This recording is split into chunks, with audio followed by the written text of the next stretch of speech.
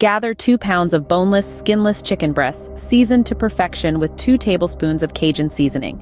Sizzle them in a skillet with a tablespoon of olive oil. Once golden, transfer them into the crock pot. Next, minced garlic, 3 cloves to be exact, hits the hot skillet. As it releases its pungent aroma, a splash of chicken broth is added. The liquid deglazes the pan, picking up all those delicious browned bits.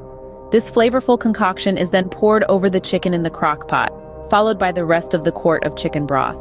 Put the lid on and cook 4 hours on low or 2 hours on high until the chicken is tender and cooked through. Once our poultry is perfectly done, it's time for the pasta. Add 1 pound of penne pasta or your preferred pasta into the crock pot. Now turn the heat up to high so the pasta is cooked in the broth, soaking up all that flavor. About 30 minutes should do the trick. In the final 5 minutes, add 1 cup of broccoli florets. While the pasta and broccoli are cooking, it's time to attend to the chicken. Shred or slice it, your choice. Now add 1 cup of heavy cream and a ½ cup of grated Parmesan cheese and stir into the pasta and broccoli. Finally, add the chicken back into the crock pot and make sure everything is stirred together.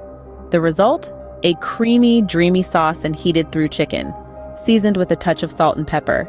A sprinkle of extra Parmesan cheese and a dash of chopped parsley make the perfect garnish.